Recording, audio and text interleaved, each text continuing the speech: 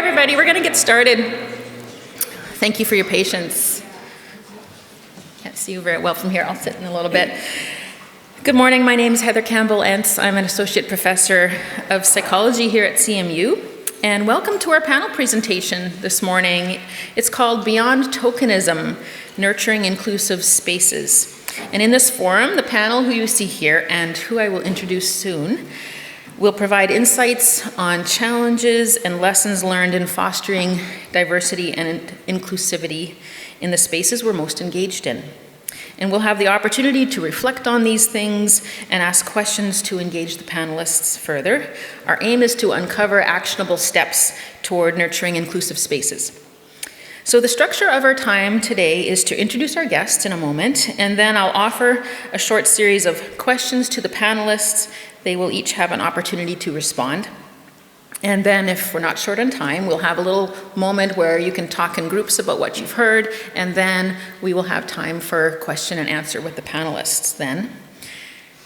So that's the plan for this time.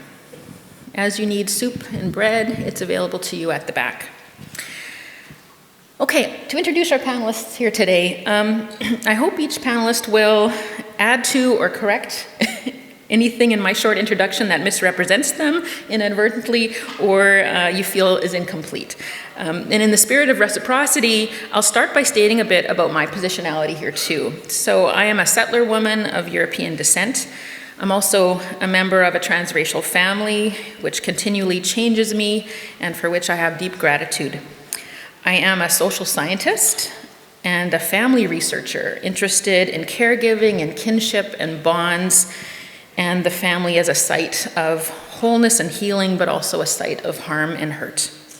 And family research is one of those places where my scholarship and my personhood intersect. On our panel, we have Katrina Lengsavath. And Katrina is in her 4th year of her Bachelor of Arts in Biochemistry and in the Social Sciences. She is an active participant in her community through her role in this year's peer-assisted learning coordinator, the PAL coordinator. She's a leader on our Science Students Association and a member of the CMU Singers Ensemble. Katrina also works as student program assistant for CMU's Center for Career and Vocation, and she specializes in communications. In that role, I should say. As a young woman of Thai and Laotian and Chinese descent, Katrina is exploring the way her cultural background shows up in her education, her professional development, and relationships with others. Thank you, Katrina. Next to Katrina, we have Jayme Menzies. Jayme is a familiar face here at CMU. She holds a law degree and is a policy analyst for the Assembly of Manitoba Chiefs. Jayme is Métis and an Indigenous community advocate. Many here know Jayme, though, as our CMU women's volleyball head coach.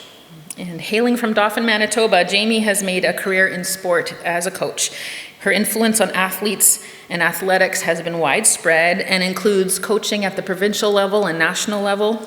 She is the president of Manitoba's volleyball board of directors, president of Volleyball Manitoba's board of directors, and has been inducted into the North American Indigenous Athletes Hall of Fame.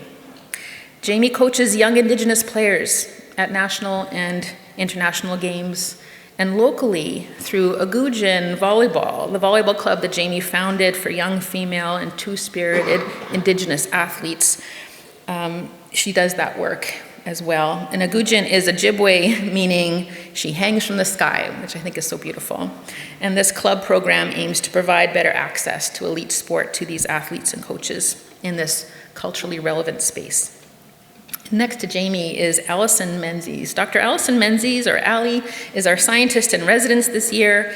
Ally describes herself as of mixed Red River Métis and settler descent, being born and raised in Treaty 1 and 2 territory and homeland of the Métis Nation. Ally will begin as assistant professor of biological sciences at the University of Calgary very soon in March, a few more months. She has recently been a postdoctoral fellow at University of Guelph, working in partnership with Indigenous nations across Canada to identify values that are inherent to the ways that Indigenous people care for the land. And before that, Ally completed her PhD at McGill, spending most of that time living in and learning from the boreal forest. of the Yukon. She has also studied hibernation and animal physiology and adaptation to various environments, and she studied the bats and red squirrels, snowshoe hare, cougars, lynx, moose, and she's done what most of us would never dare do. She's put a GPS on a wolverine, I believe. Ally is dedicated to environmental science and wildlife conservation. Emanating from her Métis heritage, she is an advocate for Indigenous rights and knowledge systems, working to create new paths forward for conservation science. And these are rooted in her values of mutual respect and reciprocity and reconciliation. And we are very grateful for all three of you to join us today. Last night, Annika Reimer offered tobacco to Ally on behalf of our community. And Jayme, we are honored to present this tobacco to you today. This is a sign of our deep respect for you and our connection, and your presence and wisdom is of great value to us. Thank you for that. Before we continue, we're going to have our land acknowledgement. Katrina, I can bring this to you. Or would you like to come down? Thank you. Thank you, Heather, for the introductions. And yes, like Heather said, we'll be starting with a land acknowledgement to recognize the space that we're on before we get started. Canadian Mennonite University has the honor of being located on Treaty 1, the traditional homeland of the Red River Métis Nation and the ancestral lands of the Anishinaabe, Cree, Oji-Cree, Dakota, and Dene peoples. We reap the benefits of easy access to clean water from Shoal Lake 40 First Nation in Treaty 3. According to the Native Women's Association of Canada, colonization is greatly responsible for the overthrowing of Indigenous forms of governance and self-determination. End quote. The role of Indigenous women in preserving and sharing traditional knowledge must not be overlooked. May we celebrate Indigenous women who are achieving or regaining recognition as leaders and positive role models to communities, who build social support networks, keep culture intact, and keep traditional knowledge alive. We acknowledge the gifts offered by traditional Indigenous knowledge that can meaningfully shape our stewardship of the land and our relationship with each other. When representatives from historically and systemically excluded groups have opportunities to participate in higher education, take on leadership roles, and bring their intersectionality into science, society flourishes.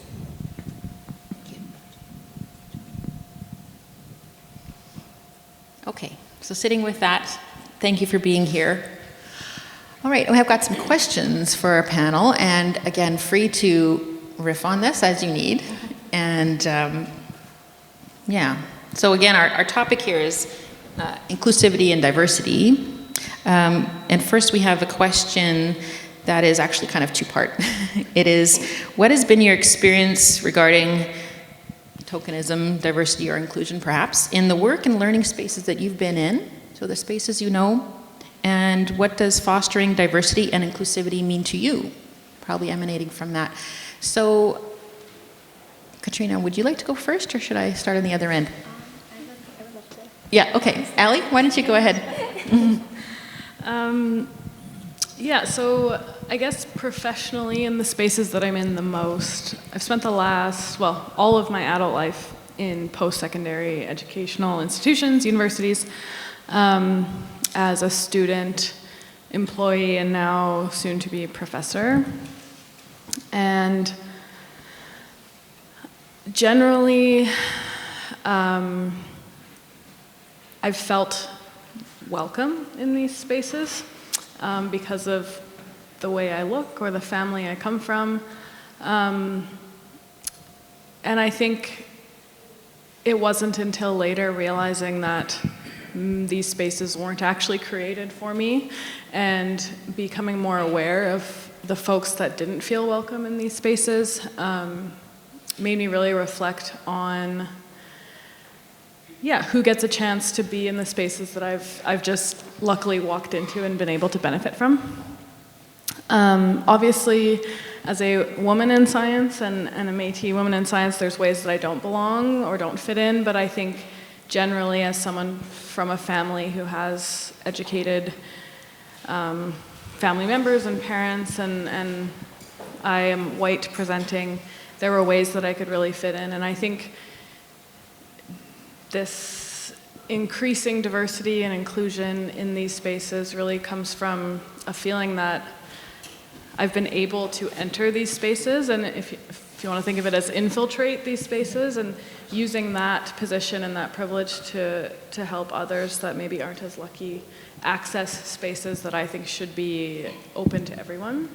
I think education is a right, not just a privilege, and I think that as someone who's becoming an educator and a professor and a teacher, that it's really important to make sure that everyone who wants it has access to that. And I think that's where I come at this from, is more realizing that what I was able to do isn't available to everyone, and now that I'm in a role that can make sure that that is more accessible, that I kind of have a responsibility to do so.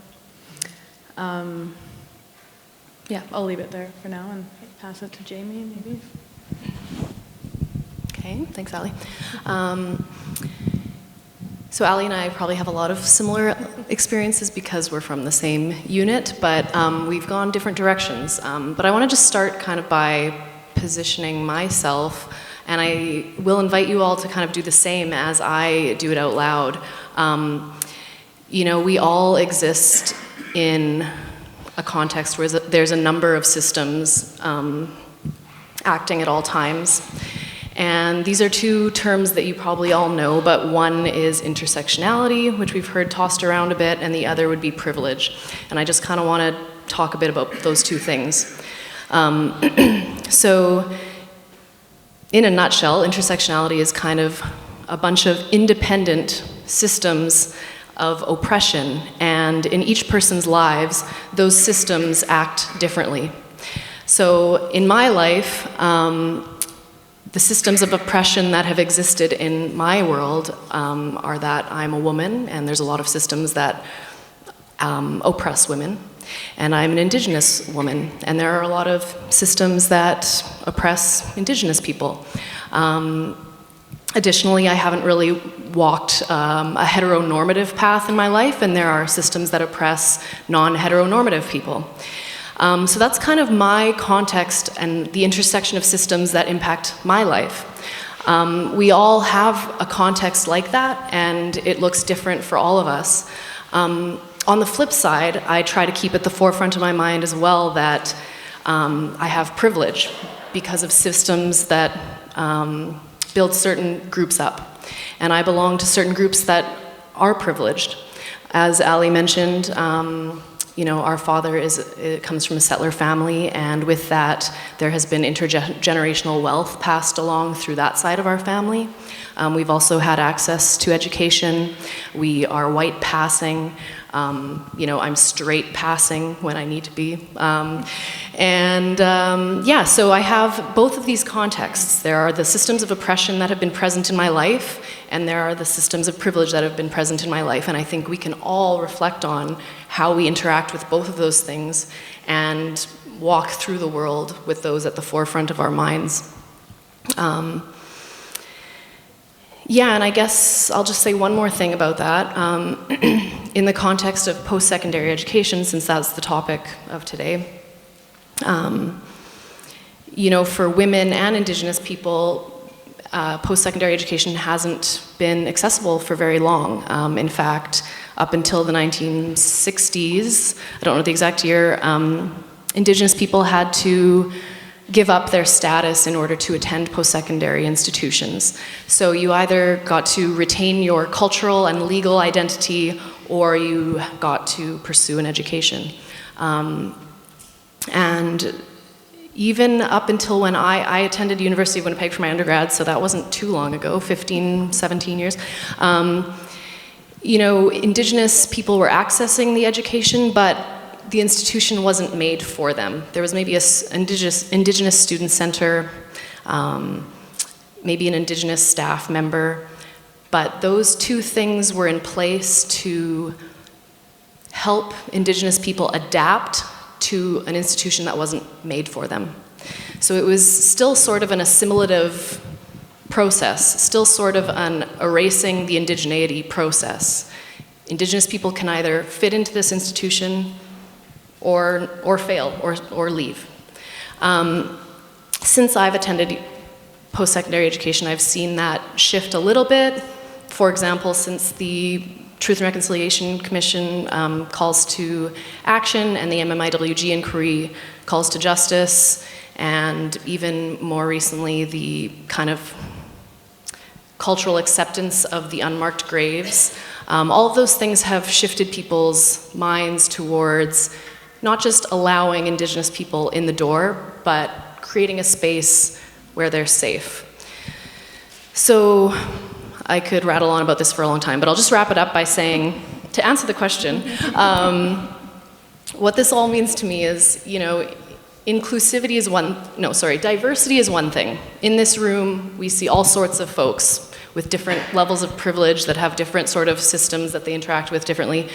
But the goal isn't really diversity, I don't think. I think the goal is inclusivity, which means that everyone, in exactly who they are and how they are, feel safe. So that is kind of the goal, not just letting people in the door, but making sure they're safe once they're there. So that was my long-winded answer. Katrina? Sure. I guess what I have to say about what diversity, inclusivity means to me kind of echoes a little bit of what you're saying as well, Jayme, in terms of it's not just a matter of having a visual representation of people from different groups in a space, but also a representation and intentionality to welcome those stories and to highlight them.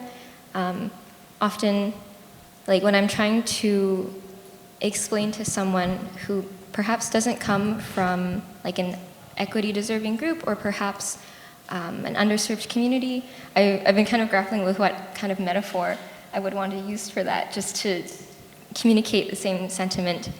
And I'm going to try to attempt this with a short little story.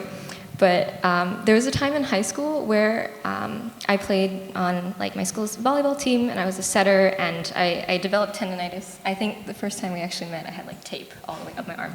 But the long story short, I got into this routine with my coach where she would tape my hands every single practice and game, and I was kind of insecure about the way my hands looked. And through this routine, I kind of realized that one day that her hands kind of looked like mine. And I know that sounds a little bit weird, but what I'm trying to say is that I recognize that someone else in the community had hands that looked like mine, and they belonged to someone who was a leader in her community, and she was a strong woman that I really looked up to. And I felt although that she was not Asian like me, and she was not a student like me, and she had a very different upbringing than me, seeing that she was someone that embodied values that I would want to build up in myself, and the things that I see as important in a person, seeing that represented or seeing her represented, seeing myself represent in her, through that non-racial connection was empowering in a way. I know that sounds a little bit weird, but I was how do I communicate this to a group or to individuals who perhaps aren't children of immigrants like me or aren't person of color? How do I communicate what that feeling is? And it's seeing a piece of yourself in somebody else. And so to have visual diversity is really important, and it's an important first step, but I feel that can't be it. You need to also consider their identity beyond color as well. And in terms of my own experiences in post-secondary, I started university in 2020, so it was online and in person, which was a time. And I felt it was a place, first year was definitely an opportunity for me to apply a lot of the things that I had learned from high school. So not just things like writing essays and learning how to study for science classes, but also some of the trust that you build in yourself in high school or in those teenage years. I'm not far off from that, but I still find that some of the things that I had worked on in terms of emotional strength and resilience, all of that was still very applicable and was very necessary when I transitioned to university. And so as a minority in this post-secondary space, I think those strategies that I kind of developed prior to CMU were also very helpful. in kind of navigating this space. So, Thank you. does that answer? Yeah, thank you all. I heard some interesting things I just have in my head right now. I heard, like, from Ally, like the fitting in as sort of part of that process, then the infiltrating. I thought that was interesting. It's a different but the same but not, right? It's the more subversive, pushing back, resistance part, right? And then part of the process is now kind of enough of the infiltration, let's just have safe spaces, right? I heard that kind of stuff from Jayme. This is my interpretation. And then also pieces about needing to see others that look like us or feel like us or remind us of ourselves and having that around us. Those are just some things that I have in my head, and you'll have your own ideas, so hold on to those too. So you can respond to that if you wish. The other question we're working toward is sort of some actionable things, like what kind of efforts have you seen or have you been a part of? What are some important roles in that? And I think I'm mixing up the last bit of it. Like there must be, if you want to talk about challenges related to inclusivity also, this would be a nice time to talk about that, I think, as far as efforts go. So let's go through a round of that and then we'll see what the group has to do next, okay? All right. Start, same order? Yeah, okay, Ally, go ahead. Yeah, being mostly found in universities, the greatest challenge, I'm going to start there, is the university, is academia is systemic, and I find that to be really difficult. There's so much inertia built up from hundreds of years of, since the creation of universities, they were created to be elite, and they were created to be male, and they were created to be white, and they were created to be these spaces where really smart people just talked about things that they were interested in. And that's been happening for a very long time. And so then fast forward till now, and we're talking about, well, why aren't universities more diverse, and why don't we have more representation from, Indigenous peoples and groups? And it's because these institutions that we're part of are actually functioning the way they were meant to. They were meant to be elitist. They were meant to be colonial. They were meant to be white. They were meant to educate people in a certain way according to a certain worldview. And so now when we're trying to figure out what to do in these spaces, it's really hard because you have to work against the way these institutions were created. But I think that that's really important context to have in the back of your mind whenever you try to do something, because progress can be very slow, can be very tedious, and small actions can feel like they're not having any impact, but it's because you're fighting against hundreds of years and hundreds of institutions and a lot of history. And for me, I think some of the most impactful actions or roles or things that I've witnessed or experienced or been a part of have actually been relatively small. Obviously, there's large movements and things that are important, but for me, it's finding a single mentor or a single person or a friend or someone that, as Katrina was talking about, has similar experience or makes you feel like you belong somewhere. And I feel like for me, that's been the most impactful and something that I think everyone can do.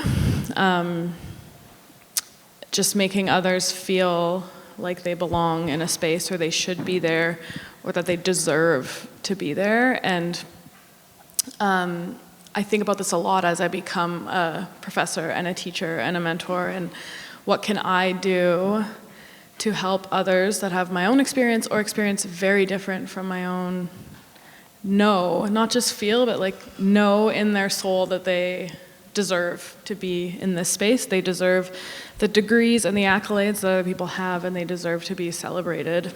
So I was reading the book, it's called From the Ashes. It's a very good book about a Métis now professor, about his journey with addiction and homelessness. And one of the later chapters, sorry, it'll be a bit of a spoiler, he goes to university, and he talks about the feeling of sitting in one of his first year university classes And that chapter was so impactful for me, because he talked about sitting there and feeling like he shouldn't be there. Like, why was he there? All these other kids show up. He called them kids because he was now 40 or something, and these people walk in with their laptops, take notes, all this stuff, and he's sitting there trying to take notes, trying to understand, and just really felt like he shouldn't be there. And he almost quit. And then he found a professor who was Métis and just kind of took him under her wing, and they did research together and everything, and now he's a professor of his own and a mentor. And I think that story is one that I thought about of when I'm in front of a classroom teaching a class.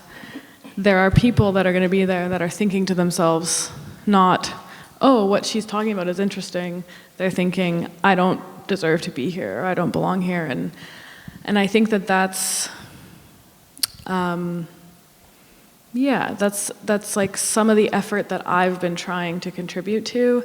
For me, I think a lot of the bigger movements are a bit too daunting sometimes, and I think that I work better at a kind of one-on-one level, and I think that's also something that a lot of people can manage, is just making sure that you're able to communicate to people and advocate for people and raise your own voice when you see injustice, and make sure that people actually feel welcome.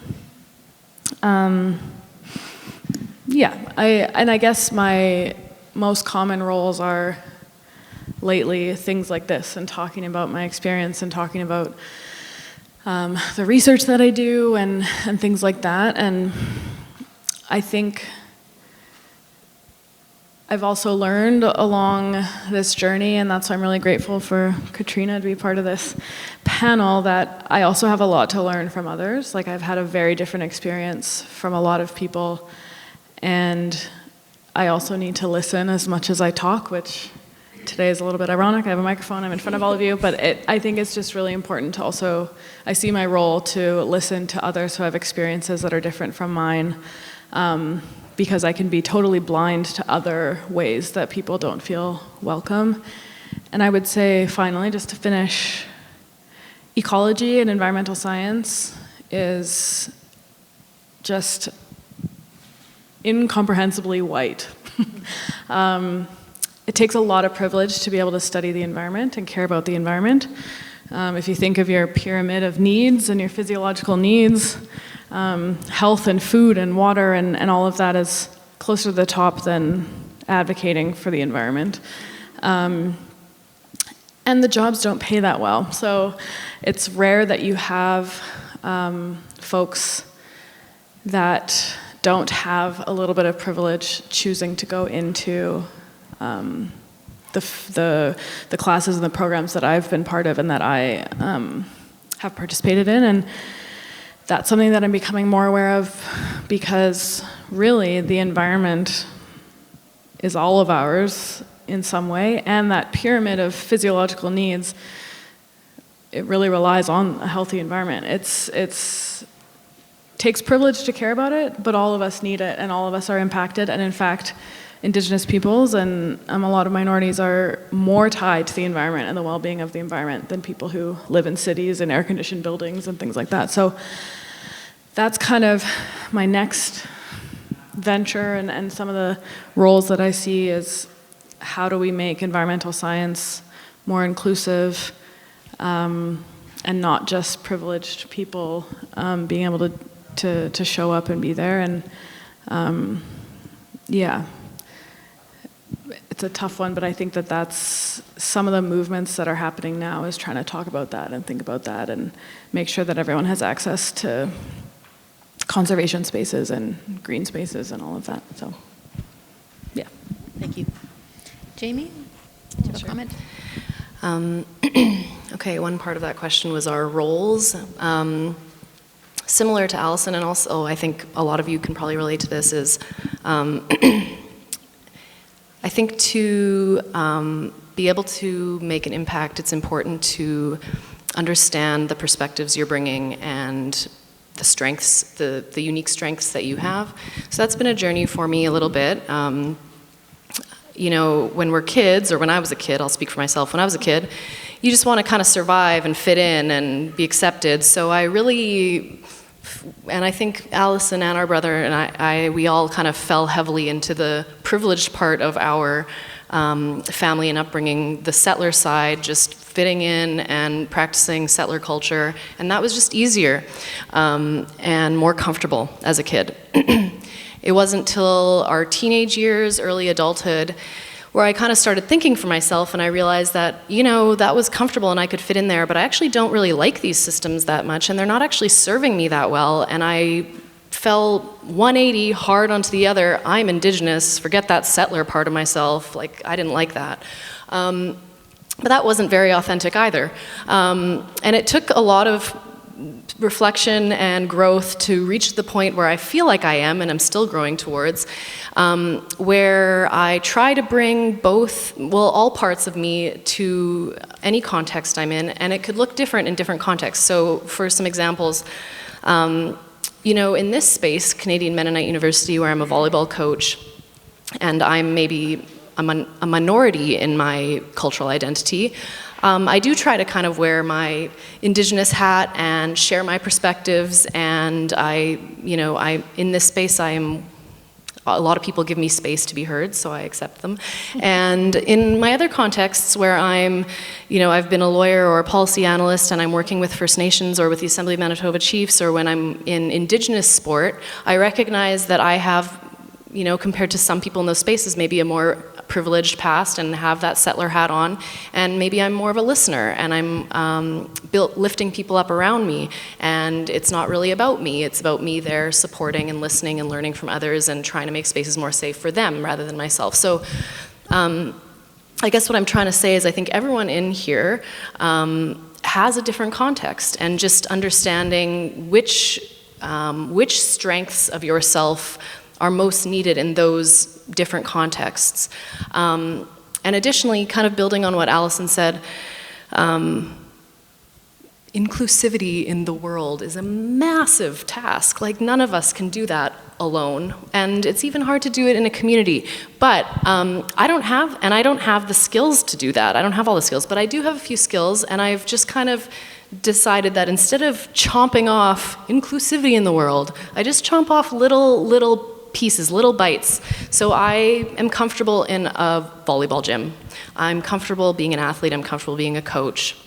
I have some comfort with reading and writing policy, yay, which I enjoy.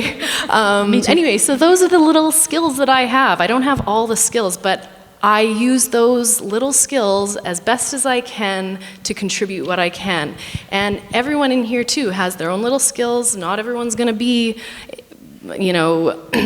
a professor at a university and doing ecology and making it doing what Allyson does. And not everybody can do what their neighbor does, but we all have something we can contribute, and the world needs the listeners, the writers, the builders, the healers, whatever skill you have, the world needs them all, and we can all just kind of chomp off those little things. So anyway, long story short, my role, it's taken me a long time to reach the point where I recognize I can't do it all, but I try to keep both my settler privilege and my Indigenous context in my mind simultaneously, and just use the small skills that I have and apply those, because I can't do more. Yeah. Thank you, Jayme. Katrina? Sure. I'm going to try my best to weave together the few questions that you've pitched, and then keep it short and sweet. Yeah, but do the thing that you feel you need to say. Okay, sounds good. I think right away when thinking of challenges that come up from, I guess, maybe either being a minority in certain spaces or feeling like you want to be someone who's contributing to certain EDI initiatives, I think something I've experienced is a little bit of grief, and stepping into certain spaces and looking around and going, oh, okay, so this initiative or this idea or this guideline for how we include people and how we encourage diversity doesn't exist yet. And sometimes that's shocking in some spaces, more so compared to others, and it really varies on the context and the role that I play in that space. But yeah, sometimes there's like a little bit of grief, because then you step into a place that you hope is meant for you, especially I think as students, you're trying to figure out like what is the right like degree to pursue, the right degree to pursue, and the career to aim for, and the discipline that we want to spend the rest of our lives in. And so it's kind of tied up in that, I guess, anxiety about fitting in. And so when there is that feeling that something is missing, or something that maybe should be there for you isn't there for you, it's a little bit disappointing. But without sounding too grim, I also think there is like a positive side to that. I mean, if an initiative doesn't exist, then students have the opportunity to be trailblazers in that space, and to kind of share what their hopes and their dreams and their needs are for that space. And I'm a firm believer that when a wave comes in, like, it should lift all ships in the harbor. And so if there is something that can be really positive for one person, and helps one person feel like heard and seen and accepted in their space, I think it would be important for that to be cultivated for others in that community as well. And I do think that being like a trailblazer, or being the first person to say like, hey, I have this need, or I feel left out in this way, that can be really intimidating. And it doesn't just pertain to being a cultural minority. I think it can show up in lots of different ways as well, depending on the student. And although it is intimidating and it is scary to say like, hey, what I need and what I would appreciate to help me flourish is something that doesn't exist in a certain space. It takes a lot of like self-trust and a lot of determination to communicate that. And in terms of how I see my role in certain spaces, well, at home I'm a big sister, and I don't know if it's like the big sister gene that makes me feel like that makes me feel like I want to like keep an eye on like students who are like either going through the same challenges, or who might be younger than me, or who have the same ambitions, and like how do I like help them and get rid of the barriers that I had to face so that they don't have to face them. So I wonder where that comes from, and I think maybe it's the big sister gene. I think it's the big sister gene. Yeah. And like making things more accessible for them than it has been or was for me. I also come from like a family of immigrants. My mom, she's in the audience. Welcome here. Her and her family were refugees from Laos in the 1980s to North America, and as I have grown into like a young adult in academic spaces, and I'm not like 10 years old anymore, like I'm thinking a lot more about those roots and those, kind of ancestral journey, and how that shows up in what I do. And I'm still not an expert at that, but I learned from, oddly enough, a theater workshop. We were doing like a self like check-in, and before we had started our training, and the instructor had said so often that like in either corporate spaces or professional spaces, we're expected to like leave our stress, leave our emotional baggage, leave all of that at the door, come in, do our job, and then leave, and then revisit that. And I think in the arts in particular, there is more space for that, or more opportunities for that to get challenged, where people are encouraged to bring themselves into their work more often, and well, in a way, because it also enhances creativity, but also you're showing up more authentically when you are like an artist, or when you are like telling a story, if you bring those parts of yourself into your work as well. And sometimes I think that is also missing from like the sciences a little bit. Like we kind of expected to show up and behave a certain way and do certain kinds of work and communicate our findings in a certain way. And if we deviate from that, that is not always celebrated. But like I think about like my family's immigrant journey, and man, if my ancestors knew that I would be standing in a lab and doing experiments, or I've never been camping, but if I ever went camping, it'd be like, why why are you doing that? That's just kind of beyond. That's your next challenge.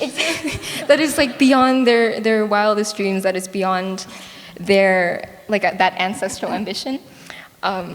So I wonder, like, oh, how do I bring that into, for example, scientific endeavors, where I am perhaps, or students that look like me are perhaps like trailblazers in their communities in that space, because no one like in their families would have ever thought that that was an option for them or an interest that even was relevant. So yeah, I think overall I feel this like calling to serve as a mentor if I can, and also be committed to self-improvement and growth through that process, and also to be a trailblazer and encourage others to do the same.